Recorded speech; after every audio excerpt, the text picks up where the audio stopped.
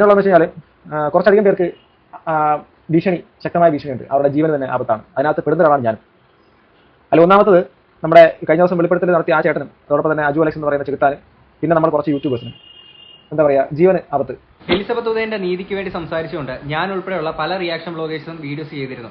അപ്പം ഈ വീഡിയോസ് ഒക്കെ എത്രയും ചെയ്തതിന്റെ ഭാഗമായിട്ട് എനിക്ക് എന്തായാലും ഒരു റിസൾട്ട് കിട്ടി. വലിയൊരു റിസൾട്ടിന്റെ മുന്നോടിയായിട്ടുള്ള ഒരു ടോക്കൺ അഡ്വാൻസ് ആണ്. ഇതിനുശേഷം വലുതെന്താണ് സംഭവിക്കാൻ പോകുന്നത് എനിക്കറിയത്തില്ല. എന്തായാലും ആ ഒരു ടോക്കൺ അഡ്വാൻസ് ഞാൻ ഇവിടെ സൈഡിലോട്ട് അതിന്റെ സ്ക്രീൻഷോട്ട് കൊടുക്കുക. അങ്ങനെ നമ്മുടെ ചാനലിന് 3 കോപ്പറേറ്റ് സ്ട്രൈക്ക് വന്നിരിക്കുകയാണ് ഫ്രം ദാറ്റ് നടൻ. Okay, 3 copyright strike. നിങ്ങൾക്ക് അറിയാലോ, യൂട്യൂബിന്റെ ഒരു പോളിസി പ്രകാരം 3 സ്ട്രൈക്ക് വന്നു കഴിഞ്ഞാൽ നമ്മുടെ ചാനൽ ടെർമിനേറ്റ് ആയി പോകും. നമുക്ക് വീഡിയോസ് പോലും ഇടാൻ പറ്റില്ല. ഓക്കെ, ഇവിടെ എന്താ സംഭവിച്ചതെന്ന് വെച്ച് കഴിഞ്ഞാൽ എനിക്കെതിരെ വന്നിരിക്കുന്ന എന്റെ വീഡിയോസ് 2 വീഡിയോസിനും കൂടെ ചേർന്ന ഒരു ഒറ്റ സ്ട്രൈക്ക് ആയിട്ടാണ് വന്നിരിക്കുന്നത്. അതുകൊണ്ട് യൂട്യൂബിന്റെ ചാനലിൽ ഇപ്പോൾ എനിക്കൊരു 2 ആക്റ്റീവ് സ്ട്രൈക്ക് മാത്രമാണ് നിൽക്കുന്നത്. ഓക്കെ, ഒരു സ്ട്രൈക്ക് കൂടെ വന്നാൽ ചാനൽ ടെർമിനേറ്റ് ആയി പോവാണ്. ഓക്കെ, നിങ്ങളൊന്ന് ആലോചിച്ച് നോക്കുക, ആ ഒരു നടൻ പറഞ്ഞ കാര്യങ്ങൾ എന്തൊക്കെയായിരുന്നു.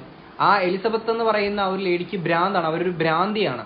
പിന്നെ ഇവരുടെ ഏറ്റവും അടുത്ത സുഹൃത്തായിട്ടുള്ള നിജേഷ് എന്ന് പറയുന്ന വ്യക്തി കുറേ കാര്യങ്ങൾ, ഞാൻ ഇപ്പോൾ ലാസ്റ്റ് ഒരു വീഡിയോ ഇട്ടിട്ടുണ്ടായിരുന്നു, അതിനകത്ത് ആ പുള്ളി വന്ന് കുറച്ച് കാര്യങ്ങളൊക്കെ സംസാരിക്കുന്നുണ്ട്. പിന്നെ നമ്മളെല്ലാവരും മാനിപ്പുലേറ്റ് ചെയ്യാണ്, അങ്ങനെ ചെയ്യാണ്, ഇതാണ് ഡിഫോം ചെയ്യാൻ വേണ്ടിയിട്ട് ചെയ്യുന്ന ഗൂഢാലോചന നടത്തണം എന്നൊക്കെയാണ് ആ ഒരു നടൻ പറഞ്ഞേക്കുന്നത്. അപ്പം ഓക്കെ, നിങ്ങൾ ഡിഫെയിം ചെയ്തതാണ്, അങ്ങനെ ഇല്ലാത്ത കാര്യങ്ങളാണ് ഞങ്ങൾ വന്ന് പറയുന്നതുണ്ടെങ്കിൽ നിങ്ങൾക്ക് ഡിഫമേഷൻ, നിങ്ങൾക്ക് കേസ് കൊടുക്കും. നിങ്ങൾ അങ്ങനെ കേസ് കൊടുത്തു അല്ലേ? അങ്ങനെ കേസ് കൊടുത്തു എന്ന് പറഞ്ഞിട്ട് അതിന്റെ പുറത്ത് ഈ ചെയ്യേണ്ട ഒരു ആവശ്യകതയുണ്ട്. അതായത് ഒരു ലേഡിയുടെ നീതിക്ക് വേണ്ടിയിട്ട് നമ്മൾ സംസാരിക്കുമ്പോൾ ആ ഒരു സംസാരം അല്ലെങ്കിൽ നമ്മുടെ വായടപ്പിക്കുന്ന രീതിയിലുള്ള ഒരു പരിപാടിയാണ് ഇയാൾ ചെയ്തേക്കുന്നത്. ഓക്കെ, അതായത് നമ്മളെ നിശബ്ദനാക്കിക്കൊണ്ട് അയാളുടെ കാര്യം അല്ലെങ്കിൽ അയാൾക്ക് ഇവിടെ ഒരു ഏകാധിപത്യം കാണിക്കാനുള്ള രീതിയിലൊരു പരിപാടിയാണ് ചെയ്തേക്കുന്നത്. എത്ര മനോഹരമായിരിക്കുന്നത്. ഇപ്പം ഇവിടെ കൊണ്ട് തീർന്നില്ല, ഇതൊരു ചെറിയൊരു ടോക്കൺ അഡ്വാൻസ് ആണ് ഞാൻ പറഞ്ഞ പോലെ. ഇനി ഇതിന്റെ പുറകെ എന്തൊക്കെയാണ് കോൺസിക്വൻസസ് വരാൻ പോകുന്നത്. നമ്മുടെ മൂപ്പൻസ് വ്ലോഗിലെ ശരത്തേട്ടന് ലാസ്റ്റ് ശരത്തേട്ടൻ ഒരു വീഡിയോ ഇട്ടുണ്ട്. അതായത് വധഭീഷണി, നമ്മളിപ്പോഴുള്ള പല ആൾക്കാർക്കും വധഭീഷണി വന്നുകൊണ്ട് ഉള്ള രീതിയിൽ കുറച്ച് കാര്യങ്ങൾ പറയുന്നുണ്ട്. അതിന് മുന്നേ ഇവരുടെ അടുത്ത സുഹൃത്തായിട്ടുള്ള നിജേഷ് എന്ന് പറയുന്ന ഒരു ചേട്ടൻ പറഞ്ഞിരിക്കുന്ന 2 കാര്യങ്ങൾ ജസ്റ്റ് ഞാൻ ഒന്നുകൂടെ ഞാൻ കൊണ്ടുവന്ന് വെക്കുകയാണ്. ആൾ വന്നിട്ട് ലൈവിൽ എന്താ പറഞ്ഞു, എനിക്ക് 60 വയസ്സുള്ള പെണ്ണുങ്ങളായിട്ട് അമ്മ മേലായിട്ട് വർക്കുണ്ടെന്ന് ഉണ്ട്, ബാലയ്ക്കുണ്ട്. ഈ ബിഹൈൻഡ് ഗുഡ്സിന്റെ ഹോം ടൂർ നടക്കുന്ന സമയത്ത് ബാലയുടെ റൂമിന്റെ ഉള്ളിൽ 2 സ്ത്രീകളുണ്ടായിരുന്നു. ഒന്ന് പാലക്കാട് നിന്നുള്ള ഒരു ജൂനിയർ ആർട്ടിസ്റ്റ് കാര്യങ്ങൾ. അത് അവർ ആ സമയത്ത് ഉണ്ടായിരുന്നല്ല, ബാലയുടെ ഈ ടൂറിന്റെ സമയത്ത് ബാലയുടെ റൂമിലുണ്ടായിരുന്ന സ്ത്രീകളെ ഞാൻ ആദ്യമായിട്ടാണ് കാണുന്നത്. ഇവരെ രണ്ടാമത് കണ്ടാൽ എനിക്ക് തിരിച്ചറിയാൻ പറ്റും. ഇവരുടെ പേരൊന്നും ഞാൻ പറയുന്നില്ല, ഇവരുടെ പേര് എനിക്ക് വ്യക്തമായിട്ട് അറിയില്ല. ഞാൻ ആ പേര് പറഞ്ഞ് പുതിയ കുഴപ്പങ്ങളിൽ ചെന്ന് ചാടാനും ആഗ്രഹിക്കുന്നില്ല. ഓക്കെ, എലിസബത്ത് ഉദയൻ ഇപ്പം അവർക്ക് ഭ്രാന്താണ്, അവരെ ഭ്രാന്തിയായിട്ട് മുദ്രകുത്തി വെച്ചേക്കാണ്. ഇപ്പൊ അദ്ദേഹം പറയുന്ന പ്രകാരമാണെങ്കിൽ ഇത്രയും പ്രായമുള്ള, അതായത് അമ്മയുടെ പ്രായമുള്ള സ്ത്രീകൾ വരെ ഇയാളുടെ റൂമിലാണെങ്കിൽ ഇയാൾ ഫിസിക്കൽ റിലേഷനിലായിട്ട് അങ്ങനത്തെ ഒരു പരിപാടിയാണ് ഇയാൾ കാണിച്ചുകൊണ്ടിരിക്കുന്നത്, ഈ ഒരു നടൻ കാണിച്ചുകൊണ്ടിരിക്കുന്നത്. എന്നിട്ട് ഇതെല്ലാം വന്ന് പറയുന്നത് ഞാൻ അങ്ങനെയൊന്നും ചെയ്തിട്ടില്ല, ഞാൻ സത്യസന്ധനായിട്ട് ഒരു വ്യക്തിയാണ്, നന്മമരമാണ്, ഹരിചന്ദ്രനാണ്. ഓക്കെ, അത് കഴിഞ്ഞ് വളരെ ക്രൂഷ്യൽ ആയിട്ടുള്ള ഒരു സാധനം ഞാൻ ഒന്നുകൂടെ വെക്കാം ഇങ്ങോട്ട്. പിന്നെ നിങ്ങളിപ്പോ പറയുന്ന പോലെ തന്നെ ബാല അത്ര നല്ല മനുഷ്യനൊന്നല്ല. ബാലയ്ക്ക് 6ഉം 60ഉം ഒരേപോലെയാണ്. 6ഉം 60ഉം ഒരേപോലെയാണ്. അതായത് 6 വയസ്സുള്ള പെൺകുട്ടികളാണെങ്കിലും 60 വയസ്സുള്ള സ്ത്രീകളാണെങ്കിലും ഇയാൾക്ക് ഒരുപോലെയാണ്. ഓക്കെ, ഞാൻ അന്ന് ഒരു വീഡിയോ ചെയ്ത ടൈമിലാണെങ്കിൽ ഞാൻ ഇടയ്ക്ക് പറഞ്ഞിട്ടുണ്ടായിരുന്നു, ഒരാൾ എനിക്കൊരു കുറച്ച് സ്ക്രീൻഷോട്ട് അയച്ചു ചില ചാറ്റിന്റെ ഒക്കെ. അപ്പൊ ഞാൻ പറയുന്നത്, നിങ്ങൾ ഇത്രയും 6ഉം 60 എന്നുള്ള ഇങ്ങനത്തെ കാര്യങ്ങൾ പറഞ്ഞു, നിങ്ങളുടെ കയ്യിൽ അത്തരം തെളിവുകളുള്ള സാധനങ്ങളൊക്കെ തീർച്ചയായിട്ടും അതുമായിട്ട് നിങ്ങൾ ലീഗലി മൂവ് ചെയ്യണം. എനിക്ക് അത്രേ പറയാനുള്ളൂ. കാര്യം ഇങ്ങനൊരു ക്രിമിനൽ, ഞാൻ പറയുകയാണ്, ഇങ്ങനൊരു നടനെ ഒരു ക്രിമിനൽ തന്നെയാണ്. എങ്ങനെയാണ് ഇയാൾ ഒരു നന്മമരായിട്ട് ചിത്രീകരിക്കാൻ നമുക്ക് എങ്ങനെ സാധിക്കുക? ക്രിമിനൽ എന്നൊക്കെ പറഞ്ഞ് നമ്മൾ പറഞ്ഞതിന്റെ പേരിലാണ് ഇന്നിപ്പം നമ്മുടെ പേരിൽ. ബാക്കി എനിക്ക് ബാക്കിയുള്ളവർ ആയിരുന്നില്ല. എന്തായാലും എനിക്കൊരു ടോക്കൺ അഡ്വാൻസ് ആയിട്ട് ഇങ്ങനൊരു സാധനം കിട്ടിയിട്ടുണ്ട്. ബാക്കി ഇനി പുറകെ വധഭീഷണി ഇങ്ങനത്തെ സാധനങ്ങൾ ഇനി തോക്കും കൊണ്ട് എങ്ങനെയാണ് വീണ്ടും മുന്നിൽ വന്ന് നിൽക്കുക എന്നുള്ളതൊന്നും നമുക്ക് അറിയത്തില്ല. എന്തായാലും ശരത്തേട്ടൻ ഇട്ടേക്കുന്ന വീഡിയോത്തിലെ കുറച്ച് കാര്യങ്ങൾ ഇങ്ങോട്ട് വെക്കാം. എന്നുള്ളതെന്ന് വെച്ച് കഴിഞ്ഞാൽ കുറച്ചധികം പേർക്ക് ഭീഷണി, ശക്തമായ ഭീഷണിയുണ്ട്. അവരുടെ ജീവന് തന്നെ ആപത്താണ്. അതിനകത്ത് പെടുന്ന ഒരാളാണ് ഞാൻ. അല്ല, ഒന്നാമത്തത് നമ്മുടെ കഴിഞ്ഞ ദിവസം വെളിപ്പെടുത്തൽ നടത്തിയ ആ ചേട്ടനും അതോടൊപ്പം തന്നെ അജു അലക്സ് എന്ന് പറയുന്ന ചെകുത്താനും പിന്നെ നമ്മൾ കുറച്ച് യൂട്യൂബേഴ്സിനും എന്താ പറയുക, ജീവന് ആപത്ത് എന്നുള്ള രീതിയിലേക്കുള്ള കാര്യമാണ് അറിയുന്നത്.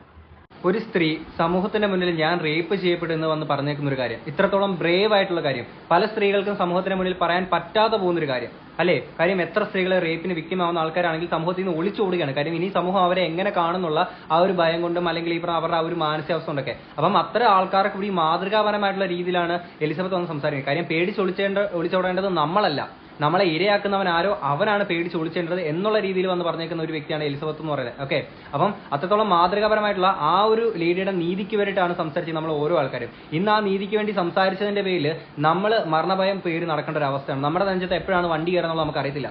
ഇതെവിടെ പറയേണ്ട കാര്യം എന്ന് വെച്ചാൽ നമുക്ക് വേണ്ടി സംസാരിക്കാൻ വേറെ ആരുമില്ല, നമ്മൾ മാത്രമേ ഉള്ളൂ. ഈ സിനാരിയോ നമ്മുടെ കേരളത്തിലാണ് നടക്കുന്നത്.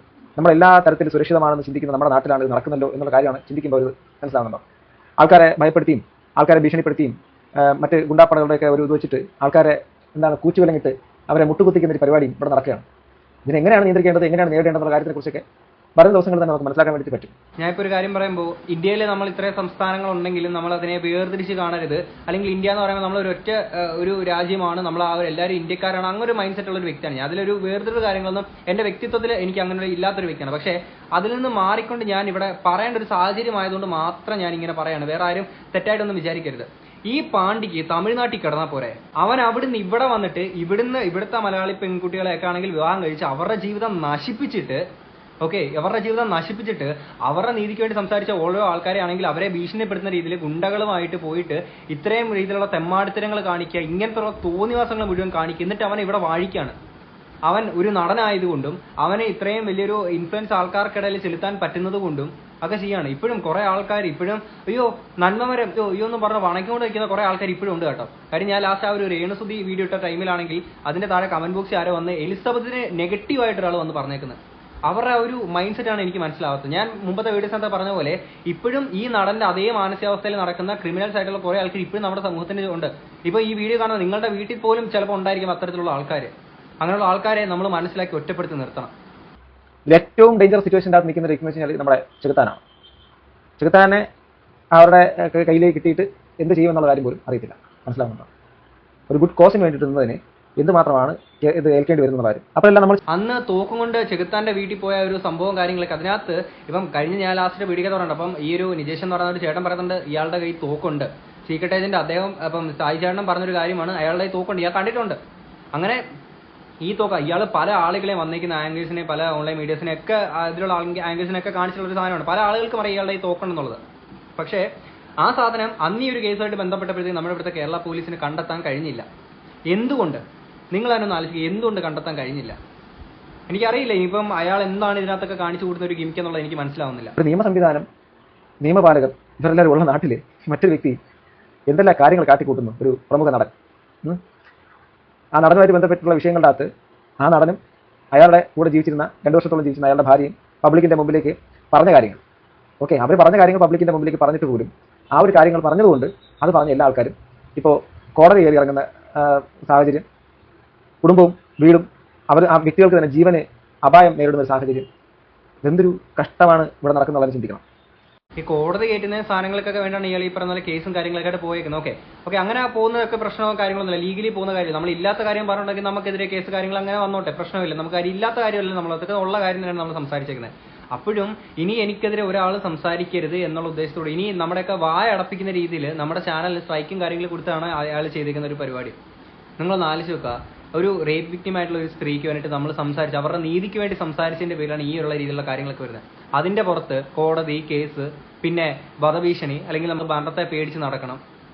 എന്തോന്നറിയാം ഇതൊക്കെ. ഇടയ്ക്ക് അണ്ണന്റെ ഒരു സ്പൈ ഇതിന്റെ ഇടയ്ക്ക് കളിക്കുന്നുണ്ടെന്ന് പറയും. അതായത് ഈ പറയുന്ന ആൾക്കാരുമായിട്ട് കമ്മ്യൂണിക്കേറ്റ് ചെയ്തൊരു നല്ല പിള്ള ഇമേജിൽ ഒരാൾ അങ്ങോട്ടും ഇങ്ങോട്ടും ഉള്ള കാര്യങ്ങൾ മെസ്സഞ്ചറിനെ പോലെ നിന്നുകൊണ്ട് കാര്യങ്ങൾ അറിയുന്ന ഒരാളോട് ഉണ്ടെന്നൊക്കെ പറയുന്നു.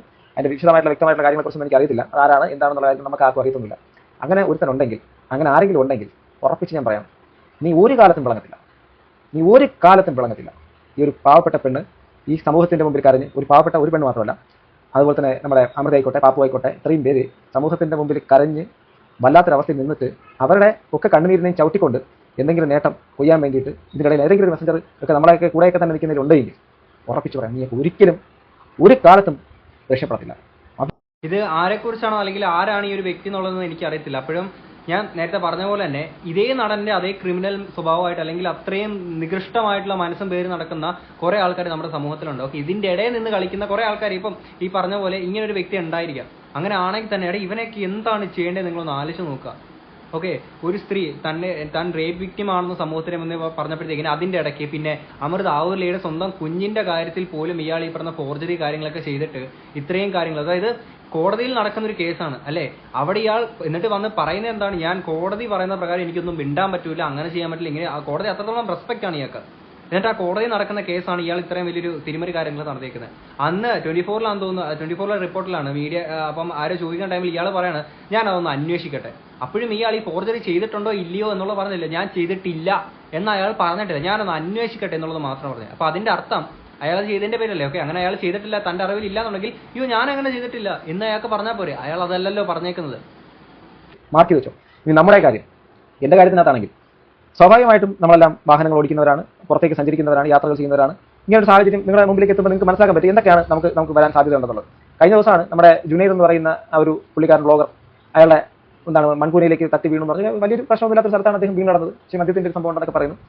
അപ്പോൾ അങ്ങനെ ഒരു വ്യക്തിയുടെ ഒരു സാഹചര്യം വണ്ടി തട്ടിയിട്ട് പോയി എന്നുള്ളത് പോലെ ഇതുപോലെ പലതും സംഭവിക്കാനുള്ള സാധ്യത ഈ നിൽക്കുന്ന ഇതുമായിട്ട് ബന്ധപ്പെട്ട് സംസാരിച്ചവർക്ക് എല്ലാവർക്കും ഉണ്ട്. അതാണ് ഇൻഫ്ലുവൻസർ എന്നുള്ളൊരു പേര് എന്തെങ്കിലും ഒരു കേസിലോ അല്ലെങ്കിൽ അങ്ങനെ എന്തെങ്കിലും അപായം പറ്റിയെന്ന് പറഞ്ഞു കഴിഞ്ഞാൽ ഇവിടെ പല ആളുകൾക്കും അങ്ങ് ആഘോഷമാണ്. അതിന്റെ പിന്നിൽ എന്തെങ്കിലും ഉണ്ടോ എന്നൊക്കെ ഇപ്പം ഞാൻ പറഞ്ഞില്ല, ഈ ഒരു ഇതുമായിട്ട് ബന്ധപ്പെട്ട ആൾക്കാർ സംസാരിക്കുന്നതിനിടയ്ക്ക് ഇപ്പം നിങ്ങളൊന്ന് ആലോചിച്ച് നോക്കുക. ഇപ്പം ഇതിനകത്ത് ഏറ്റവും ക്രൂഷ്യലായിട്ട് നിൽക്കുന്ന രണ്ടാൾക്കാർ, ഒന്ന് ചെകുത്താൻ, പിന്നെ അത് കഴിഞ്ഞിട്ട് ഇപ്പം വന്ന നിജേഷ് എന്ന് പറഞ്ഞ ഒരു ചേട്ടൻ. ഓക്കെ, എന്തായാലും എലിസബത്തിനെതിരെ കേസ് കാര്യങ്ങളെ കൊടുത്തുകൊണ്ട് എന്തായാലും അങ്ങോട്ട് പോയി കഴിഞ്ഞാൽ എന്തായാലും ബാലയ്ക്ക് ഡബിൾ പണിയായിരിക്കും. എന്തായാലും പോയില്ലാന്ന് തന്നെ വിചാരിക്കും, ചിലപ്പോൾ പറയാൻ പറ്റില്ല അയാൾ വേറെ എന്തെങ്കിലും ചെയ്യുന്നുള്ളൂ. അപ്പം ഈ ആൾക്കാരൊക്കെ വണ്ടിയിൽ യാത്ര ചെയ്യുന്ന ടൈമിൽ ഏതെങ്കിലും ഒരു വണ്ടി വന്ന് ഇടിച്ചിട്ട് എന്തെങ്കിലും ഇവർക്ക് സംഭവിച്ചു, ആ വണ്ടി ഓടിക്കുന്ന ആൾ പറയാണ് വേറെ ആരും ഇതിനകത്ത് ഇൻഫ്ലുവൻസ് ഇല്ല എന്നുള്ള രീതിയിൽ സാധനം ഒരു ആ വണ്ടി ഓടിച്ച ആൾ തന്നെ പറഞ്ഞു. അയാളുടെ കുടുംബത്തിനും കാര്യങ്ങൾ ഇയാൾ പൈസ ഇറക്കി, ഇയാൾക്ക് ഒരു പ്രശ്നവുമില്ല. എന്താണ് നമ്മളെ ഇപ്പം മനഃപൂർവ്വമല്ലാത്ത നരഹത്യ എന്നുള്ള രീതിയിൽ കാര്യങ്ങൾ തീരും. എന്ത് ചെയ്യാൻ പറ്റും? ഇതേ കാര്യം തന്നെ കഴിഞ്ഞ ദിവസം സായി ചേട്ടനും പറഞ്ഞിട്ടുണ്ടായിരുന്നു. അപ്പം ഇതിനകത്ത് ഇപ്പം അദ്ദേഹം കാറുമായിട്ട് പോകുന്ന ടൈമിൽ ഏതെങ്കിലും ഒരു വണ്ടി ഇടിച്ചിടുകയോ എന്തെങ്കിലും ചെയ്ത് കഴിഞ്ഞാൽ ഒന്നും ചെയ്യാൻ പറ്റൂല. അതിൻ്റെ ആയിട്ടുള്ള നമ്മൾ പേടിച്ച് മതിയാവുള്ളൂ. ഇവിടെ ഇതിനെ വേണ്ടിയിട്ട് അല്ലെങ്കിൽ ഒരു ജസ്റ്റിസിന് വേണ്ടി സംസാരിച്ച കുറേയധികം ആൾക്കാരുടെ വായ മൂടി കെട്ടിയിട്ട് അവരുടെ ജീവിക്കാനുള്ള സ്വാതന്ത്ര്യത്തിന് മേൽ മറ്റെന്തെങ്കിലും തരത്തിലുള്ള ഗുണ്ടായുസ പ്രവർത്തനങ്ങളിലൂടെ അവരെ നശിപ്പിക്കാൻ വേണ്ടിയിട്ടും അവരുടെ ജീവൻ എടുക്കാൻ വേണ്ടിയിട്ടൊക്കെ നിൽക്കുന്ന ഒരു സാഹചര്യം നിലനിൽക്കുന്നു എന്ന് പറയുമ്പോൾ എത്രമാത്രം ക്രൂരമാണ് എന്നുള്ള കാര്യം നിങ്ങളുടെ മുമ്പിലേക്ക് അറിയിക്കണം ഉണ്ടായിരുന്നു. തീർച്ചയായിട്ടും കഴിഞ്ഞ വീഡിയോക്കകത്താണെങ്കിൽ മറ്റേ ആ ഒരു നിജേഷ് എന്ന് പറഞ്ഞ ചേട്ടൻ പറഞ്ഞ സാധനം, ഇയാൾക്ക് എറണാകുളത്ത് ആ ഒരു ഗുണ്ടാ സെറ്റപ്പും കാര്യങ്ങളൊക്കെ ആയിട്ട് ഇയാൾ ഭയങ്കര രീതിയിൽ അങ്ങ് ആർമാദിച്ചങ്ങ് നടക്കുന്ന ഒരു വ്യക്തിയാണ്. ഓക്കെ, ഞാൻ കൂടുതലായിട്ട് വേറെ വാക്കൊന്നും പറയാം. ഇനി അതിന്റെ പുറകെ ഇനി തൂങ്ങാനെ കൊണ്ട് വയ്യടേ. കാര്യം ഇപ്പൊ തന്നെ ഇപ്പോൾ ഒരു സ്ട്രൈക്ക് കാര്യമായിട്ട് ഇനി എന്തെങ്കിലും വേണ്ടി കഴിഞ്ഞ് എന്താ നടത്തില്ല. ഇനിയിപ്പോൾ ഈ ഒരു നമ്മുടെ ചാനലിലൂടെ വീഡിയോസ് ഇനി അടുത്ത ദിവസങ്ങളൊന്നും കണ്ടില്ലെങ്കിൽ മനസ്സിലാക്കുക, ചാനൽ പോയി, അത്രേ ഉള്ളൂ. നമുക്കൊന്നും ചെയ്യാൻ പറ്റൂല. ഇത്രയും നാൾ നിങ്ങൾ അല്ലെങ്കിൽ തന്നെ നിങ്ങളൊന്ന് ആലോചിച്ച് നോക്കുക. നമുക്കിവിടെ സേഫ് ഗെയിം കളിച്ച് നിന്നാൽ മതിയായിരുന്നു, വലിയ പ്രശ്നങ്ങളൊന്നും ഇല്ലാതെ ബാക്കി കണ്ടന്റ് പോയിട്ട് ഇവിടെ കണ്ടന്റിന് വലിയ ക്ഷാമം ഉണ്ടായിട്ടല്ലല്ലോ. ഈ ഒരു വിഷയങ്ങളൊക്കെ സംസാരിച്ച് നമ്മൾ വന്നപ്പോൾ നമുക്ക് ഇപ്പോൾ ഓരോ സൈഡിൽ നിന്ന് ഇപ്പം ഇദ്ദേഹം തന്നെ ഈ ഒരു വീഡിയോക്കകത്ത് പറയുന്നുണ്ട്, വീഡിയോ തുടക്കത്തിൽ അതായത് ഫസ്റ്റ് വീഡിയോ അദ്ദേഹം ഇടുന്ന ടൈമിലും ശരത്തേട്ട ഇടുന്ന ടൈമിൽ തന്നെ ശരത്തേട്ടൻ അറിയായിരുന്നു ഇതിന്റെ വലിയൊരു കോൺസിക്വൻസസ് മുന്നിലോട്ട് നേരിടേണ്ടി വരും എന്നുള്ളത്. അതറിഞ്ഞിട്ടും ഇപ്പം ഈ ശരത്തേട്ടനാണെങ്കിലും ഇട്ടു, ഇപ്പം ഞാനാണെങ്കിലും അല്ലെങ്കിൽ നമ്മളെപ്പോലുള്ള ഓരോ റിയാക്ഷൻ വ്ളോഗേഴ്സൊക്കെ ഇട്ടു. ഇയാൾക്ക് എന്തും ചെയ്യാൻ സാധിക്കും ഇയാൾക്ക്. ഓക്കെ, ഏത് നിമിഷമാണ് എന്താണ് സംഭവിക്കാൻ പോകുന്നത് നമുക്ക് അറിയത്തില്ല. ഏറ്റവും കൂടുതൽ ഡേഞ്ചർ സിറ്റുവേഷൻ എത്തിക്കുന്ന 2-3 വ്യക്തികളുണ്ട്.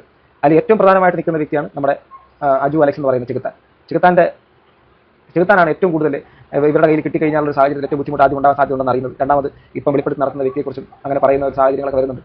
പിന്നെ ഈ പറഞ്ഞ കണക്കിന് ഞാനടക്കമുള്ള യൂട്യൂബിൻ്റെ അകത്ത് വീഡിയോസ് ചെയ്ത പല ആൾക്കാർക്ക് വരും. അപ്പോൾ ഈ പറഞ്ഞ ആൾക്കാരൊക്കെ നിങ്ങളിപ്പോൾ കമന്റ് ബോക്സിൻ്റെ അകത്തൊക്കെ ഇനിയിപ്പോൾ ഇവരെല്ലാം വീഡിയോസ് ഒന്നും ചെയ്തിട്ടില്ലെങ്കിൽ ദയവായി അവരെ പോയിട്ട് കളിയാക്കാൻ പരിഹസിക്കാൻ നിൽക്കരുത്. കാരണം അങ്ങനെയാണ് സിറ്റുവേഷൻ, അങ്ങനെയാണ്. ഇത് എനിക്ക് ഇവിടെ പറയണമെന്നായിരുന്നു. അതായത് കഴിഞ്ഞ ദിവസം ഞാൻ ഒരു വീഡിയോ ഇട്ട ടൈമിലാണെങ്കിൽ എന്റെ കമന്റ് ബോക്സിൽ രണ്ടു പേര് പറഞ്ഞിട്ടുണ്ട്, അതായത് ഈ നടന്റെയും എലിസബത്ത് ഉദയന്റെയും നമ്മളുള്ള വിഷയമായിട്ട് ബന്ധപ്പെട്ടേക്കുന്ന വീഡിയോസ് ഒക്കെ റിമൂവ് ചെയ്തെന്നുള്ളത്. ആക്ച്വലി ഞാൻ റിമൂവ് ചെയ്തതല്ല, ഈ വിഷയമായിട്ട് ബന്ധപ്പെട്ടിട്ട് അവർ കൊടുത്തേക്കുന്ന ആ ഒരു സ്ട്രൈക്ക് കാരണം യൂട്യൂബ് തന്നെ ടേക്ക് ഡൗൺ ചെയ്തേക്കുന്ന വീഡിയോസ് ആണ്.